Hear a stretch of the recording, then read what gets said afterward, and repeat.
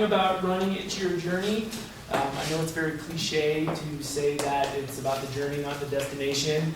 I'm going to prove a little bit of that wrong because as ultra-marathon runners, I think it's kind of funny that it says ultra-marathon runners because we try not to let that define who we are. We just think of ourselves as people who like to run, and ultras is something that we just ended up doing, and we'll give you a little bit of background on that. If you were to ask me 15, 20 years ago that I'd be standing here talking about running, I would have said you were nuts. When Caroline and I first started dating way back when, she'd say, "Hey, you want to go for a run?" I'd say, "Well, how far?" And she'd say, "Well, I got this loop around my block that's about 3 miles." And I'd say, "Oh, I can do 3. I can do that." Then the next day she'd say, "Hey, let's move that loop again, but I got this extra part that'll make it 5 miles." And I'm like, "Why would anyone want to run 5 miles?"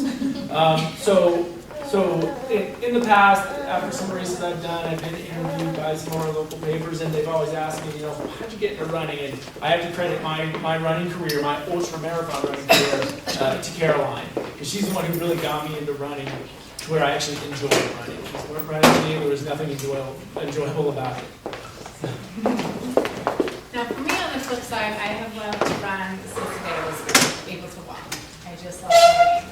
And Alan does credit me with starting his running career, but I have to credit Alan for starting my ultra running journey, because I thought running was like a 5K, 3 miles, not 100 miles. And so since then, I have done 14 ultra marathons and several other marathon races, a half marathon, 10K and 5K, kind of all different distances. And I've had the pleasure to pace other fellow ultra runners for 50 miles, 100Ks, and 100-mile races. Introducing Caroline to ultras, I have to admit I'm the slow one in the relationship because she has won half of the ultras that she ran. So I like to brag a little bit. So what we're going to talk about, running is bad for you. Not really. The human body is actually built for endurance. It is built to run. And if you were to ask this guy if running was bad for him, I'm sure he could come up with a lot of answers. It's really not something I've always preached and promoted. It's not that you run, it's how you run. And that's what causes running injuries or causes people to have problems with their running. We're going to talk about distance. It's all relative. I don't care if you run 5Ks, 10Ks, marathons, up to ultra marathons. Anyone in this room can train themselves to do more than you think you could do, regardless of the distance. We are going to talk about medical and other risk factors, including running injuries, and what can happen before, during, and after a run. Big topic, trails or road. A lot of people tend to think, I ran road for so many years and it destroyed my knees, it beat my knees up. Well, actually the research shows that the surface really doesn't matter when it comes to the types of injuries that we get from running. The human body has a way to adapt, or at least the lower extremities adapt and stiffen or soften based on the type of surface that we're running on.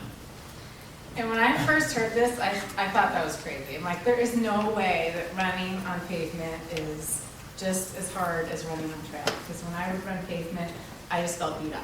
And I didn't want to run the next day versus trail. I could go run for hours. And when I really started looking at the research, it all said that there's no difference between the surfaces. So I had to really analyze what was going on with my gait to kind of decipher why that research was saying the things it was saying. And truly, when you run on road versus run on trail, you do tend to run a little faster. and your stride length tends to be a little bit longer. So in that, we have a force that we call the ground reaction force, and it tends to be greater when our heel can strike the ground versus more midfoot. And we'll get on to this topic a little bit later. But on trails, we tend to shorten our stride. Our turnover can increase for the same amount of speed, but we have to be more agile. We're bouncing off rocks and different angles. And so that is why I think truly people do feel more beat up on road versus trail. It's more our mechanics, not so much the surface. Go back. Oh, no, that was correct. My bad. So like Caroline was just saying, does the running surface really matter? And we will go into that more in detail with foot strikes and running technique. Let's do a nice job explaining that. One of my favorite topics, shoes. I'm not a metro runner, but I do like talking about running shoes. Anyone who's coming to the clinic and says, hey, would you take a look at my feet or look at my shoes? I usually always try to find time to do that because I love looking at running shoes, the way they're designed, the way they're built. And now, of course, with the barefoot or minimalist running craze that's going on. Or who's read Born to Run? Anyone? Anyone? Few hands? Okay. Or going minimalist or going barefoot. But shoes is definitely a fun topic, and I think you can't tell a lot about a runner by their shoes. Setting goals. We'd like to introduce the beautiful and talented Francesca Stone, who will do this slide. So setting goals. If you are a recreational runner, if you are just running for kicks and don't even want to do a race, or you're thinking about doing a race, what are the goals you want to set for yourself? I know that Caroline has a big race coming up in October, but I know about a week after that we'll be sitting down and talking about our goals for the next year. When I look at the calendar, I say, okay, I'm going to do this 100-miler. I know that I have to do at least one of those, maybe one or two of those, and one of those before I think about doing that. And so I have to really set my goals. How am I going to train? What kind of weather are we looking at? Tahoe, we deal with a lot as far as training goes. Is it going to be a hilly or flat course? Once again, what kind of climate will we be looking at? What time of year is it? Very important. For when we even look at the races that we're going to do. Same thing, you're going to do a 5K, 10K, half marathon. Where are those at? What's your course look like?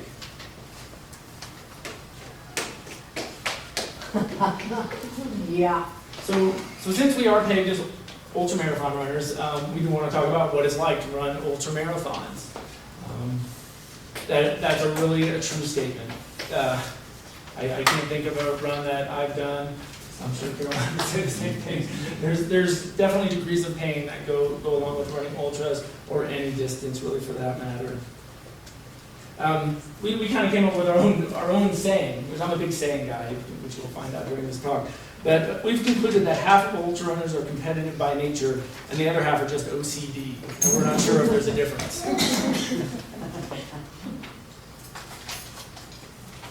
Oh, wow. He does that to just torture me. That photo of me is always plastered everywhere.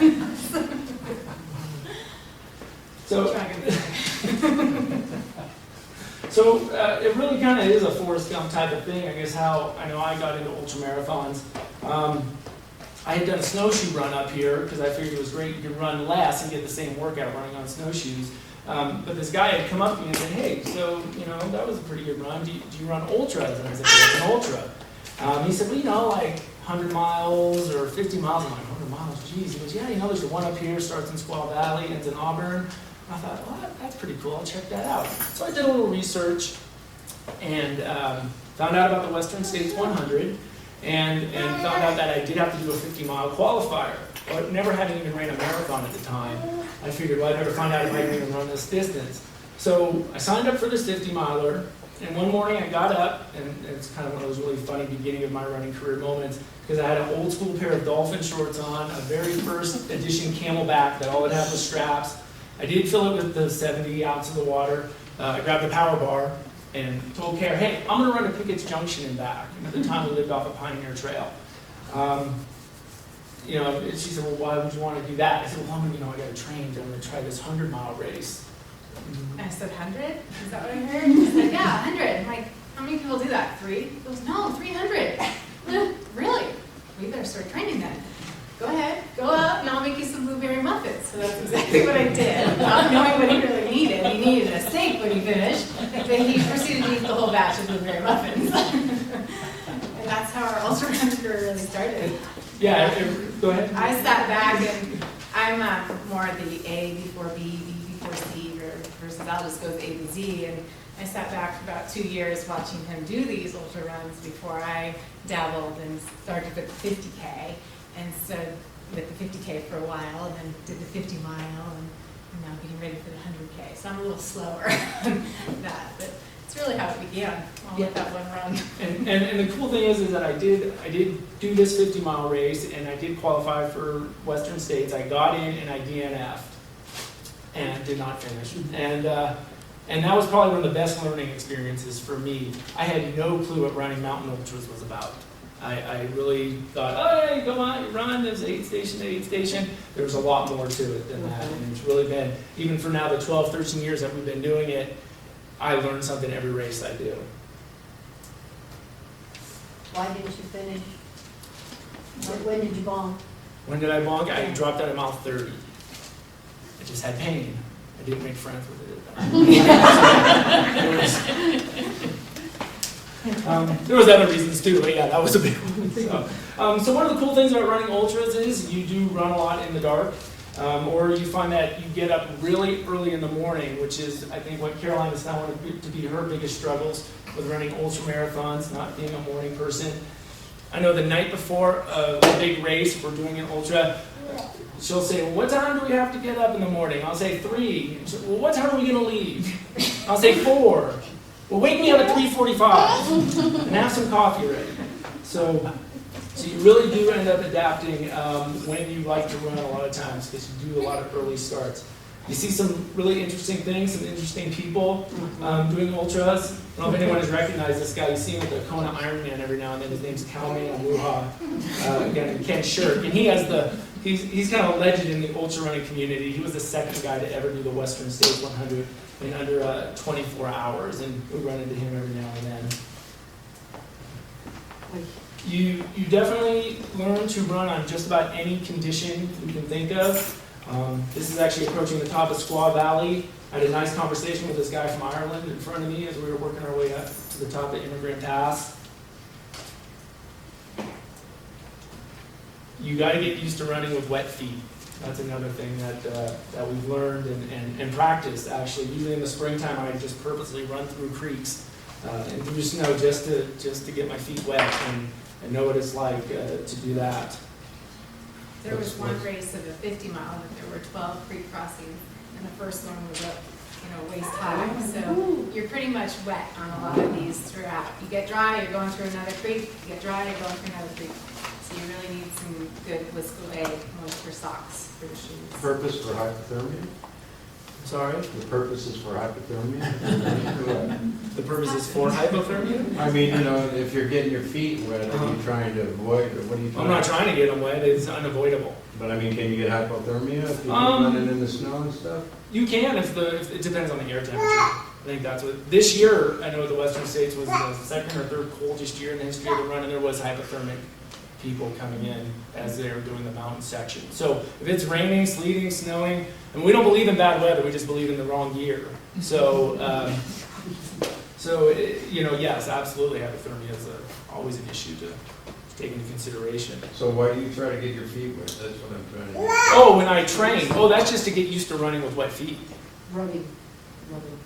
Just to toughen your feet up. I mean, in the springtime, if I know I'm going to be doing a lot of races where my feet are going to get wet, just knowing the course, I'll run with wet feet just in training. You want to try to simulate what you're doing as best you can. And your shoes, when they get wet, can weigh an extra pound. So you're working with that extra weight too with training. Yeah, and back to conditions here. This snow was bulletproof ice, actually. It doesn't really show it so well, but you can see some people having problems here sliding, got their arms out to other sides. People were falling and actually sliding down the snow in a lot of places here. So what I had to do is I faced uphill and actually ran on my toes and ran sideways like this just to get across some of the ice fields during this race. And ultra marathons, you gotta like hills. There are flat courses out there, but living in the West, and especially in the Sierras, there's just hills everywhere. Does anyone recognize this? It's a local hill. Diamond Peak, actually, is going up to the top of Diamond Peak. And you can see the first woman here on the left, she has a hydration pack, and there are a lot of different things that you can wear. We've tried them all. You can have them around your waist, you can wear the full backpack, you can have a running vest, you can carry 2 water bottles, 1 water bottle with 1 fanny pack, and that is just trial and error. There's really no right way or wrong way. It's what's most comfortable and allowing you to carry all of your gear. For me, I personally like 2 water bottles in my arms, and I didn't think that was ever possible. It's how you're supposed to eat when you're running with 2, and I was like, well, you just tuck one and eat. I'm like, oh, okay. So you get really good at running and eating and holding 1 water bottle. And that's part of training too. Have you seen these new running belts with little bottles all the way around? Mm-hmm. Those are kind of comfortable and Yeah, those are real popular Yeah. triathlons. Yeah. Actually. Yeah. A lot of runners just don't like anything around their waist, and that's me myself, and so I like to carry the 2 water bottles. But whatever works for you, and it's just testing it out. But, one thing about running ultras or any distances, appreciate the moment when you're out there, because running does allow you to get out and see some really great, cool areas.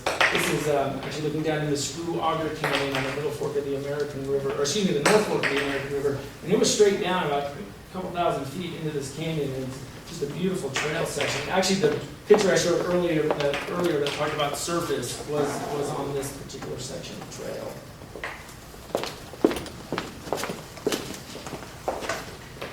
But one thing that's important, regardless of what distance you're doing, is to appreciate the small victories, as we like to call it. I know for running ultra marathons, for us, we just try to get aid station to aid station.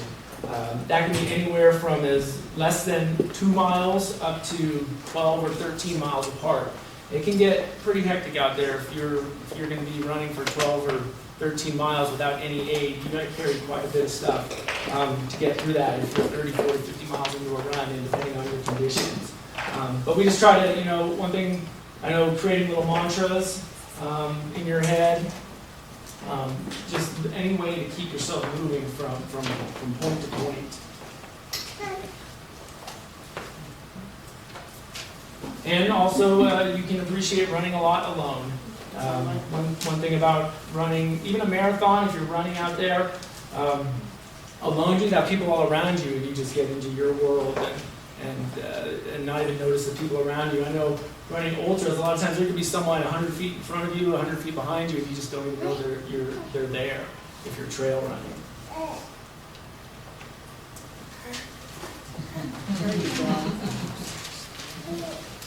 What are some of the things that happen? Why do runners drop out of races? Heat and dehydration. Caroline's going to talk a lot more in depth about that. My quads are shot, nausea and vomiting or stomach issues, being completely out of gas. Buckle mania, kind of goes right with metal mania. You'll do anything to get that metal hung around your neck. Now, buckle mania comes from 100-mile ultramarathons. It started with the Tevis Cup endurance horseback ride. And they gave the horses and the riders who made it under 24 hours a nice silver buckle. And that carried on into the ultramarathon tradition. And most 100-milers these days, that's the prize, is a belt buckle. So that's the big deal. And the problem is sometimes that wanting to get that buckle or that medal so bad can really put you at risk for injury or having something bad happen. So of course, injuries, and then altitude problems and or snow. In this, I like to think of it more as just what's the climate you're going to be running in, what are the conditions, and really understanding that can help you finish any race. Let's talk a little bit about heat. This was me. I had the pleasure of running an Expedition Man Ironman a couple of weekends ago, and I was the marathon runner of the swim, bike, and running team. And a couple weekends ago in Sparks, it was 94 degrees air temperature, and temperature off the pavement was 104. So I probably have never ran that hard and fast in that hot of weather as I had last couple of weekends ago. There's some interesting research out there, next slide, that states for every 10-degree increase in air temperature above 55 degrees, there's a 1.5 to 3% increase in average finishing time for a marathon. So what that means basically is if you're shooting for a 3:30 marathon, you have to add a 3 to 6 minute time on the end of that for every 10 degrees that's hotter than 55. So for me, I was to add 40 to 50 degrees, or it was 40 or 50 degrees higher than 55 degrees out there. So I'm supposed to times that 4 to 5 times the 3 to 6 minute add-on. That's like a 15 to 24 different minute, time frame that you're really working on. So don't get frustrated and discouraged when you're looking at your watch going, I am not on my target time if you're dealing with that type of heat. We know that heat slows us down because of dehydration, an increased heart rate, and then reduced blood flow, which decreases the oxygen. So truly that oxygen that was supposed to be going to fuel those muscles is now being streamlined and rerouted to those skin capillaries to help cool our bodies off, and that's really affecting our performance. Just a loss of 2% body weight leads to a 4 to 6 drop in performance. And one acclimate more to the heat by running in the heat? Training, absolutely, training. So for me, I knew it would be hot. I didn't think it would be that hot, but I would go in our room. Downstairs is quite sunbound, and I'd close the door, and I'd do some tempo, long, fast training on the treadmill. And I'd come out completely wet, and Al asked me one day, did you just go swim in your clothes? And I thought, no, this is my heat training, and it did really help, for sure. This is a picture of me after the race, finishing, and I actually wasn't too bad. I finished the race, and I was a little woozy. I was a little obviously dehydrated and a little nauseous. I went first into an ice bath that they had to cool down, and I spent about 15 minutes in there, and that was great. I was thinking, okay, I'm not too bad. And so I tried to sit on that little black chair as I came out. And as soon as I sat down, I think my blood pressure just sort of plummeted. So then I went over to the cot. And with Tahoe Center Orthopedic sponsoring this race, I knew everyone at the med station. They said, hey, how you doing? You want an IV? Let me tell you, if you ever get offered an IV, do not decline. It was awesome. Halfway through, I felt like a rock star. I was no longer dizzy. I was no longer nauseous. I could go run again. Quads felt a little differently than that, but really did recover quite well. The whole next day I felt, a lot better than what I would have felt without that IV. So on the lines of heat dehydration comes nausea and vomiting and stomach issues. I know that was the start, and this is 55 miles later, and I could barely choke down the corner of that saltine cracker. Because when your stomach turns, it can take a long time to get over it, and you do try to catch up over the course of a race. Kind of an example here. I was running, running down the trail. It was in the triple digits this year, and I was about mile 35, and I saw the camera guy standing outside of the aid stations, and I thought, I gotta. So I bucked up, and I'm running along. I ran past the guy, and literally 30 seconds later, I was curled up on the side of the trail, throwing up. So, try to look good, but that's not necessarily how you feel. And you really need to think about those temperatures and slowing down and what you eat and drink to accommodate how you're going to feel. Because if you're not getting calories in, you're going to run out of gas later. Do you eat juice? Juice? Do you juice? Drink juice? Like beets and... What is it? Beets is, what is the natural endurance one? The beet juice, is good for, it's a good intro. But you know what? Well, we can talk more about drinks, but can't beat the clear stuff. Water is number one. But with that, you have to think about your electrolytes and what you're putting in. Electrolytes is everything when it comes down to endurance athletics and getting those calories in. If your electrolytes get off, your stomach can shut down and you won't absorb the calories you need to keep going. I know we've become actually coconut water fans, which have a really, really mild level of electrolytes in it. But we tend to use electrolyte supplements, electrolyte capsules, with water primarily. And actually the other thing I really like to drink hours and hours later into a run is Coke. Get the caffeine and get a little bit of the sugar. It works for me, it doesn't work for everyone.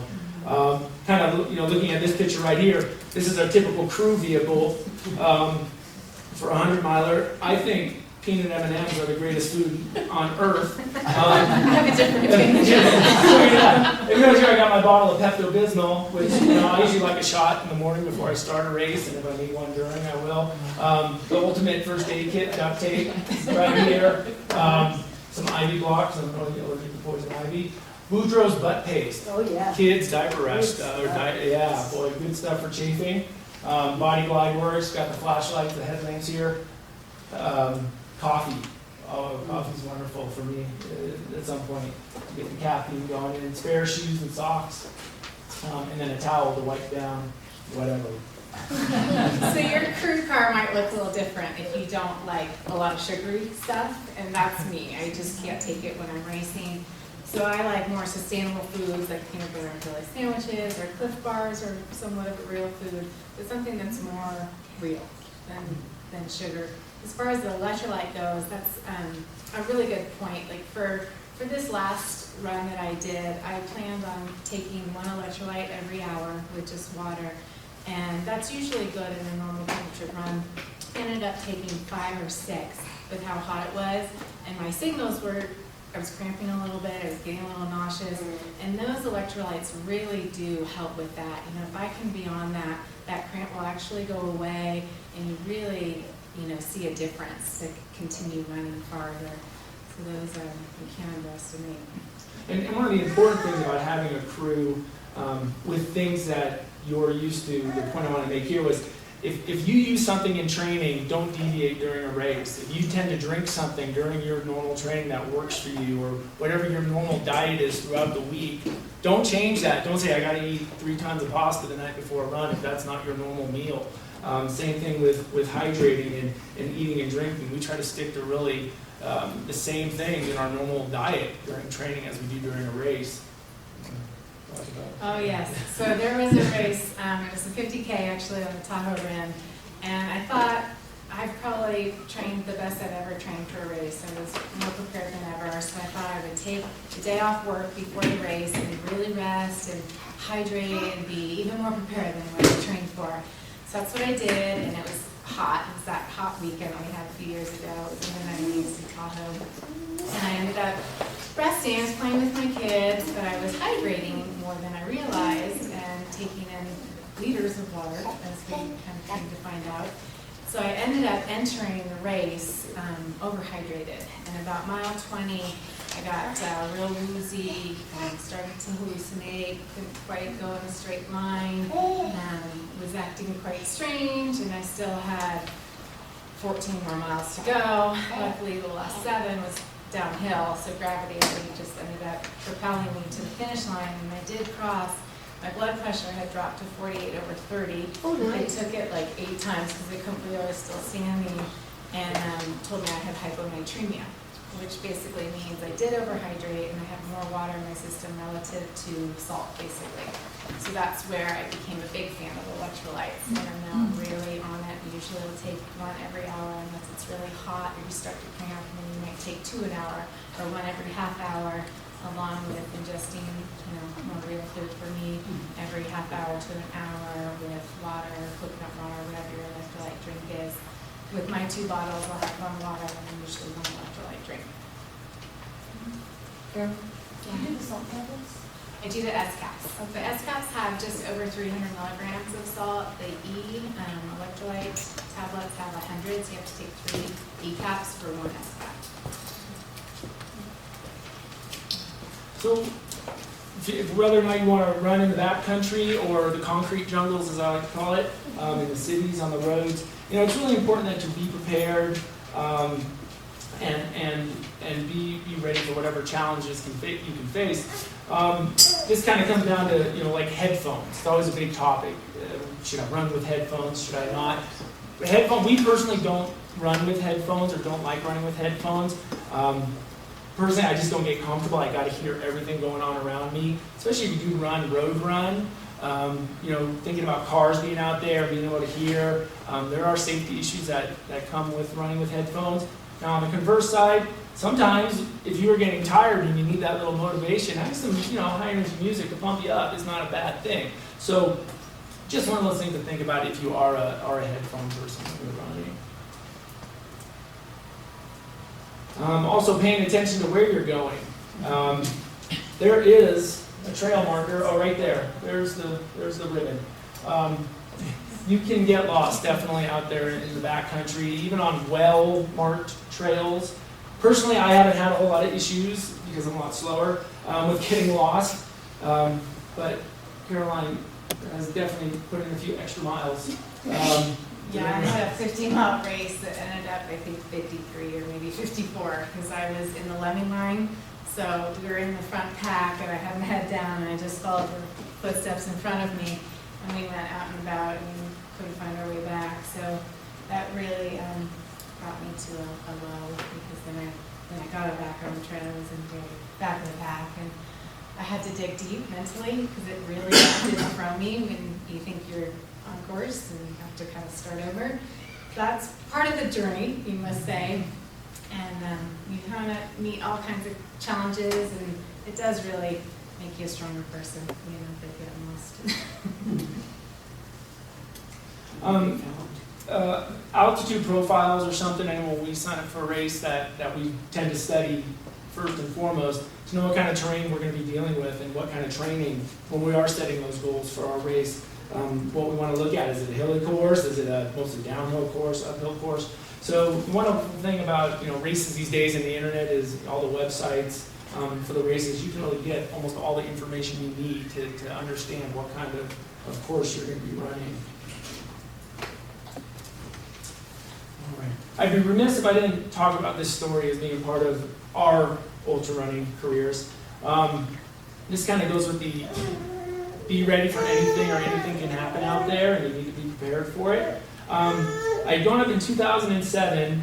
I just wanted to do something different, so I decided to do the Cascade Crest 100 up in Washington State.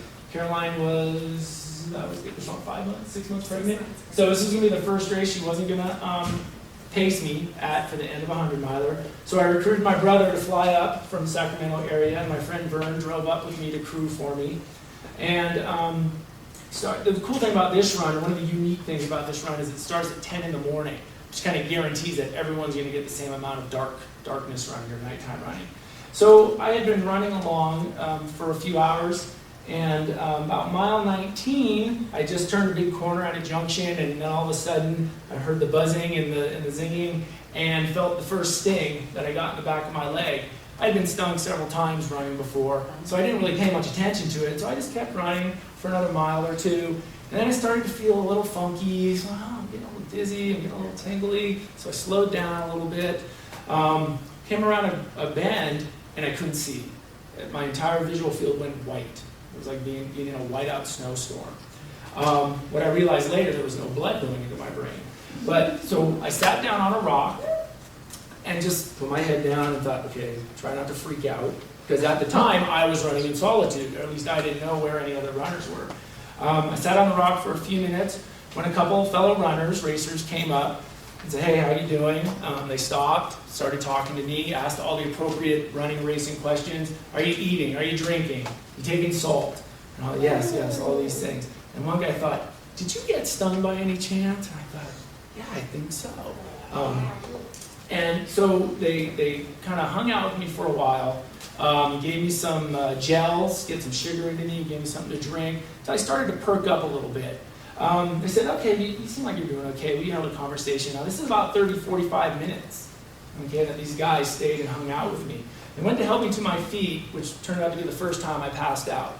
To kind of shorten the story up a little bit, my brother did run up from the aid station. It was an aid station about 3 miles out.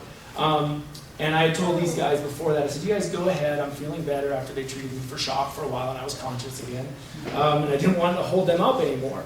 So my brother came up, we started walking down the trail, and I went into circulatory collapse. And long story short, about 6 people ended carrying me a couple miles out, put me in an ambulance, and carted me away to get an IV into me. IVs were wonderful. And to get some antihistamines in me. So I didn't realize that over the course of years of running and being stung that I had developed a bee sting allergy and almost died from it. So I do run now with 2 EpiPens. I have every antihistamine known to man, and which changed some of the things I wear. I went to wearing a backpack so I can carry more things. So you never know, and you really need to pay attention to these things. Now the coolest thing about this picture is one of the guys who stopped to help me was the last person to finish this race, and that's this gentleman, Mark Greenberg, finished it the next afternoon. I almost get a little choked up even thinking about it, because he sacrificed his race to help save my life, really is how I look at it. So, if you're ever running a race, it's kind of what my soapbox message is, and you see a fellow runner in trouble, there's always another race. I think helping out a fellow runner is something that we can all take and appreciate to do. So that's mine. And this isn't an unusual story in the ultra running community. This is one reason why I love that full group so much is people have heart attacks when they're running. And pretty much 90%, I would say, of ultra runners will stop and help a fellow ultra runner when you're doing a long distance like that, which in a lot of other events and races you just don't see. People might even run over you in times. But there's a really strong family group knit with this community, and it's one reason why we love it. All right, let's get off that and talk about shoes again. So if the shoe fits, one of my big things people ask me all the time, well, how do I know if I got the right shoe? Well, if you go to a shoe store and you're buying a pair of shoes, they better feel pretty darn good when you're in the store. So when you get out on the road or trail, if they didn't feel good in the store, chances are they're not going to feel good there. We like to joke about, what if my shoe gets discontinued? We are both guilty of stockpiling up 5 pair of the same shoes because they're being discontinued, and I found them on Amazon for 50% off and bought a whole bunch of the same pairs of shoes. And what we ended up concluding is that that's not the best thing. And you want to talk a little bit more about that? Yeah, there is what they call a shelf life for shoes. So if a shoe sits on a shelf for a period of time, it actually breaks down and degrades. It's also true if you run 2 a days, an AM and a PM run, your shoe hasn't actually recovered by the PM run. It takes 36 hours for that shoe to actually puff up. Think of a pillow that you slept on and you get your head off and the pillow has to puff up. It's the same kind of thing with the shoe. So many of those discounted shoes have sat on the shelf for a while, so they're not quite as new as you think they are when you put your feet in. And then if you've had an injury, your foot can change. I myself partially tore my Achilles one year, and I had bought 5 pairs of Continental Divide Montreal shoes that I absolutely adored before this. And after I recovered, tried to put my foot in it, and I could not run in this shoe. It was too stiff. I needed a more flexible shoe for my Achilles, so you never know. And what about the barefoot thing? Once again, that's become really popular, minimalist running or true barefoot running. I think there's some great things about barefoot running. It's not for everyone. The New York Times had a wonderful article a couple years ago that when it was really exploding after Born to Run had been published, Vibram had come out with the 5 fingers. Everyone was buying those and wearing those to run or walk around in. And I think it's a great adjunct to any running program to run in minimalist or in your bare feet. But once again, it's not for everyone, and we will talk a little bit more about foot strikes. And that's the big difference. It does change your running technique. One thing you can guarantee, if you run enough, your feet take a beating. And this is where, when you do select a shoe or not, your feet are going to get beat up. And some of the things that can happen are obviously blisters. We'll talk a little bit more about that. Caroline has some good foot stories. I know. I've been fortunate. Yeah, I've had one race I lost 7 toenails from more than 7 blisters on each toenail. So I have tried different shoes, wider toe boxes, different socks. A lot of ultra runners will get a half size to a size bigger of a shoe just for that swelling to have room to go to when you're running on your feet for such a long distance. For sock issues, I think there are a couple of choices that are better. The Smart Wools, they whisk away the moisture. Dry Max whisk away the moisture a little bit better, so when you are going through those 12 creeks, they dry a little quicker, so you're a little drier than not. And then there's a Ninja socks, which I don't know if you've heard of those. They are the glove-like socks that have different inserts for each toe. And I think those may be the best. They're a little bit thinner. They tend to do better for the blisters in between the toes. I've noticed though for long runs, sometimes if your foot does swell, you can get some pressure within the legging.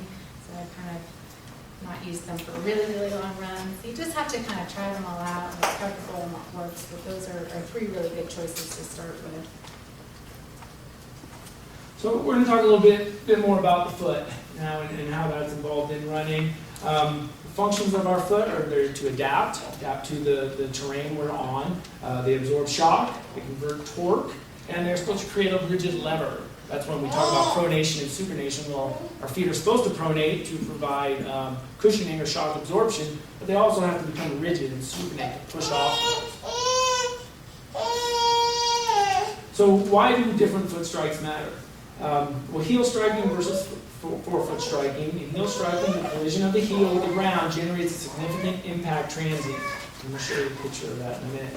A nearly instantaneous large force. This force sends a shock wave up through the body via the skeletal system. In a forefoot strike, the collision of the forefoot with the ground generates a very minimal impact force with no impact transient. Therefore, quite simply, a runner can avoid experiencing a large impact force by forefoot striking properly. This is where we talk about barefoot running versus shod running or running in shoes. Barefoot running forces you to strike more forefoot. That's the case. There's a lot of words here, so I'm not going to read all of the above part. But I like the analogy at the bottom. For heel striking, it's like dropping a rod straight down onto its end and it comes to a sudden loud stop. Like that. That's kind of what's happening. However, when you forefoot strike, there's a lot more energy transfer, and there's a rotational momentum that takes up some of that energy. This has become a very big topic of research in the running world as far as running injuries. There is no concrete data right now to suggest, because barefoot running hasn't been studied long enough, that there are less injuries or different injuries with barefoot running. I think what it comes down to, there's different injuries that can happen. But what it does is it does promote our more natural running gait. And the research does indicate that there is less impact, less effective mass striking the ground. So in that regard, there's a lot coming out saying that it really does promote less injuries. The impact transient, so what they looked at here, I had some cool live video I'd show you, but this little thumb here is what the researchers looked at, and the size of that spike is what they determined to be one of the major causes of injuries, or the moment where the most force is traveling up through the extremity, through the lower extremities.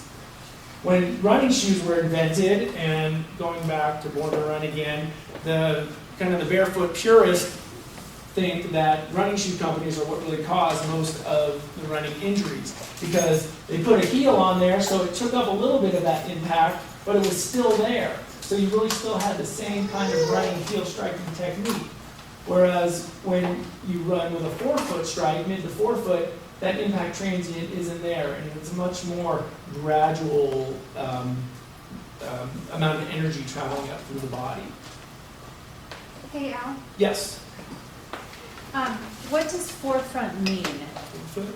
So right at the balls of your feet.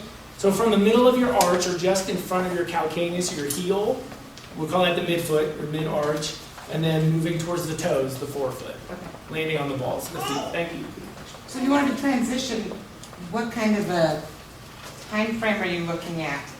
To make the change? To make the change, yeah. From shoes to barefoot, or just learning how to run different? To run different is the forefoot striking, rather than the heel striking. I think to do it right, to really, because it's like practicing anything, learning to ski, learning to play tennis or golf. It can take years to really get it down. You're kind of relearning. You are changing your motor learning pattern, yeah. is what it comes down to. But by running barefoot, and to get that feeling of running barefoot, I mean, you just got to do it. And what we try to teach when we do running gait analysis and train runners, what we do is we'll use a metronome as one of the tools. We work on cadence to shorten up your stride length, and by shortening a stride length, automatically forces you to land more mid to forefoot. Okay, so by doing that and having people run barefoot and know what it feels like to run barefoot, and then you take that and you put your shoes on and try to simulate that same type of thing. There's a great chi running, if anyone's familiar with chi running, I'm a big fan of chi running. Danny Dreyer, he's run every distance, and his concept of chi running, I like it because it deals with the foot strike, and he's more of a midfoot what he promotes, but he talks about your core too. He's really big on the core and the column and the body lean and being in the perfect running and letting gravity help you run. So that's a great, if you're looking for something good to read too, I think Chi Running is a really nice, the first 4 chapters are great. So, those are the ones I read over and over again that have my notes. But I'm a big fan of that style of running. And learning to do that, because what he does is he just talks about running in shoes, but he's taking barefoot concepts. So, orthotics, another option. Orthotics are just designed to filter out that impact transient forces. So the right shoe and orthotic combination could be what someone needs. If you have a prone to certain injuries or you have a biomechanical problem in your gait, orthotics are another option. So as far as injuries go, the big 5 that we generally see in the clinic are going to be iliotibial band syndrome, which would be you get the pain right on the outside of your knee here. Sometimes you can get it up on your hip bone here, but more often it's down on the outside of the knee. Runner's knee, or technically speaking, patellofemoral syndrome, which can be just kind of global around the kneecap, around the knee type of pain. Shin splints, Achilles tendonitis, and plantar fasciitis, or the bottom of the foot, or right on the, sometimes people describe it as they have a rock, a pebble on the bottom of their foot. Blisters. We've become big fans of, Caroline talked about socks earlier, which is really important to think about when you buy a shoe. Your final fitting of your shoe really should involve your sock. How thick your sock is, what kind of socks work for you. The wool, merino wool, smart wool type socks versus just other dry max synthetics. Just avoid cotton. If there's any advice I give any person getting into running, you never wear cotton socks. And carry a roll of duct tape everywhere you go. I think duct tape is great on feet and anywhere else you need. We could spend a half hour duct taping our feet before races, and it's kind of planned in that pre-race time frame. Pre-race And ritual. we'll take turns, and it's usually our heels because there's a lot of hills, and that's where the blisters tend to form. Recognize that foot? It's, yeah. Beautiful. So with our big 5 injuries, we'll talk about some of the big 5 stretches, or the main stretches for the lower body. I did put, some of you might have it, I put a copy of what we have, our little runner's circuit. It's some stretching and strengthening exercises that we generally give to a lot of runners that come in the clinic. But as far as stretching goes, we try to focus on the hamstrings, and guys in the back here, the hip flexors, so our deep flexing muscles that lift our leg up, the quads in front, your calves, and then your IT band, so the long band on the side of the leg. 3 different ways to stretch. They all have their place. There's a lot of, this is another area that some people say, no, you have to stretch this way or that way. Dynamic stretching, basically you're moving your joints or extremities through a range of motion. Even just by lifting your leg up like this 10 times is dynamic stretching. Static stretching, which is more the picture of Caroline here, where she's just stretching out her hamstring, holding for 20 to 30 seconds. And then the active isolated technique, which is really kind of a combination of both, where you'll take your leg up into a stretch, say, and then you push through it for a couple seconds longer. You try to actively contract the muscle in that direction that you're stretching, or rather the opposite muscle group to stretch the group you're trying to stretch. One thing I always talk about stretching is if you think about taffy, a piece of taffy when it's cold is hard and brittle. And if you put it in your hands, you hold it there for a few minutes, it becomes nice, warm, and supple and gooey. Think of your muscles as the same way. Try to stretch when you're warm. Stretching cold has absolutely no benefit.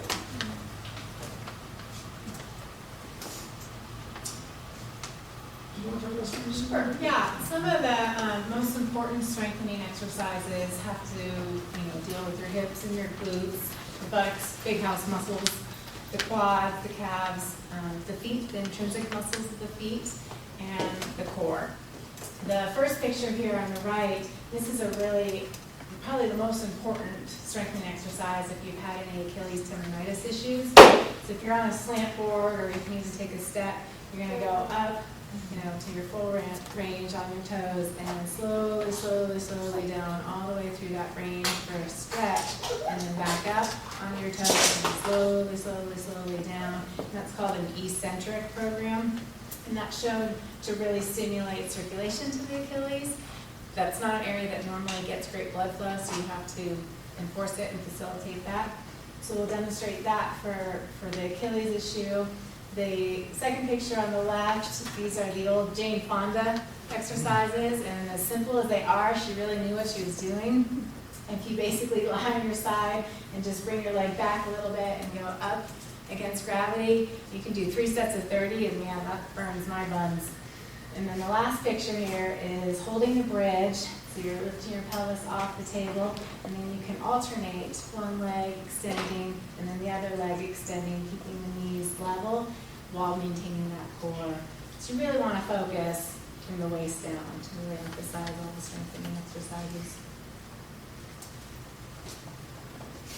So in conclusion, what did we learn today? Why do we run? I like a quote from Steve Prefontaine. He liked to say, most people run to see who's the fastest, and I run to see who has the most guts. For me personally, I run for mental exercise. I love the physical benefits I get from running, but as Caroline taught me in her early dating years, that running can be fun, and I can learn to relax my mind, and that's really why I run. For me, people ask me this all the time, why you run, and I always say it's the only time I feel free. It's when my mind is an empty slate and I don't have to answer any questions or solve any problems, and I really do have this emptiness that can now be taken by the beauty that we have here in Tahoe. How we run, or how do we run? Yes, there is a difference in running styles and techniques, and if you are someone who has been prone to injuries, sometimes it's a matter of looking, wow, I got to change how I run. And there are ways to do that. Like I say, in our clinic, we use a metronome to change people's cadence and pace. Your foot strike we talked about, go run around barefoot for a while and see how that feels. You're not going to want to slam your heel down in your bare feet. So those are just little things you can do to think about if you are having some injuries, just changing that running technique. What are my running goals? Being realistic, and are you coming off the couch? Or do you have a good base? What's that next race you want to do? And what kind of race do you want to do? Trail versus road, hills, flat, what kind of climate? So, thinking about your running goals is important when you're looking at those races down the road. Really listen to your body, know your limits, because injuries happen because of too much, too fast, too soon. And it's the same thing if you asked a great question about how long does it take to become a barefoot runner versus a shod runner. Once again, it can feel great for some people to go out and run in their bare feet, but it can take your body a lot of time because there's a lot of load on the Achilles and the calves, and that's usually the most injuries we see, is people who try to barefoot run too much right out of their shoes because they don't have that nice heel to prevent that eccentric load on their Achilles. And don't get caught up like in a training program. There's many training programs out there for marathons, let's say, and you're supposed to do an 18-miler one day and you're just not feeling it and you're hurting somewhere. Don't feel like you absolutely have to do that 18-miler. I'm sure prior you had a 16-miler, and maybe later when you're not quite as hurt, you're going to have a 20-miler. So just really listen to your bodies. We always say better to go in a race a little under-trained than over-trained and have an injury and not be able to perform at all. So for us, running is absolutely a family thing. We have another child who wouldn't sit still for the picture because they were off eating watermelon at the free food table. But I know our son Ethan, who was in the skateboard picture at the very, very start. I put that picture there on purpose because in the old days, pre-children, after the day before a big race, I would go home and get off my feet and sleep. Well, after having kids, that was not the case anymore. Ethan said, "Daddy, we're going skateboarding," and I said, "Okay, we're going skateboarding." So we went skateboarding that day, and that was the day before a 100-miler. I was actually on my skateboard going, "Oh gosh, I hope I don't get hurt." So, but it is absolutely a family thing for us. I know I would not have completed 40 ultra marathons, let alone 700s, without Caroline's support. Pacing, saying, "Okay, I know you have to train." Knowing that it takes a lot of hours to train, and that's a lot of early mornings more in my life for running and training. So, another important point in our house is nothing counts after 40 miles. When you get tired and cranky and hungry and just don't feel good, you'll say a lot of things, even some you love out there. Sometimes it doesn't even take 40 miles. And this, for me it's 40, for Caroline it's about 32. So I would be remiss if I didn't tell this story. I was pacing Caroline for the last 20 miles of a 50 miler, and she was working hard. It was a tough race, and this was one of the first. She had paced me so many times, I just felt indebted. I thought, I got to pace. I got to be the best pacer ever for her now. And so we're going along, and we're about 5-10 miles into it. And I'm just trying to be, captain positive. You're looking great, Kara. Keep going. You're looking strong. And we had trained the course actually several times, so I knew areas where I thought she should be running, strong versus slowing down. I kept running into her, and every now and then. 4 flat tires. So I gotta give her a flat tire one. And then finally, after another few miles, she turned around and she said, "Shut up! Shut up! You're killing me! Just back off." So for the next several miles, I was just backed off. I was quiet, ran in silence for a while, until the last mile when I knew she was in first place, and I started yelling at her again, saying, "You guys just go! You're gonna win it!" And then, of course, at the end when she had won, "Thanks, Helen." At the time, I didn't even care if I finished. Yeah, So, and at the end, I'm like, "Thank you so much." What mile was that? Was that after 40 when I said that? And once again, the destination is important to us. When you train for a year to do, say, a 100-miler, I want to reach the finish, because I think any race you do, you should be proud of your accomplishment and your finish, and the journey you went through just in your training and to get there is definitely all yours. What you went through, because no one's going to get you off the couch to go do your training. But I think we really enjoy finishing too. So, getting that buckle, that's once again, it's a great shot. That's true excitement. What it's like to get that hunk of metal that you can put on your shelf and say, "Hey, I did it. I completed that race." I know at the end of my first 100 miler, I was sitting next to a guy, and he said, "So you gonna do it again?" And I said, "I don't think so. I'm done. That was it. I'm fulfilled." And he said, "Give it a week or so." This guy had done like 20, 100 miles, 100 milers. And it did. It took about a week or two, and I started thinking about it again, started setting those goals for the next year. And I think anyone who's done a race or trained for a while and done one starts saying, I can do a little better. I can go a little faster. I can go a little longer. So, don't ever think of, completing that one race as your last. Think of it as just a building block for your running career. Even if you never do another race, every time you end a run, start thinking about, next one. I can't wait to get out there again. Don't you think it's kind of like an addiction? It is an addiction, of course. You're either OCD or competitive. You're- There's really no difference. It's an addiction. Thanks. I remember as I started racing when I was about 27, and the best time is when you get old enough to get to the next category.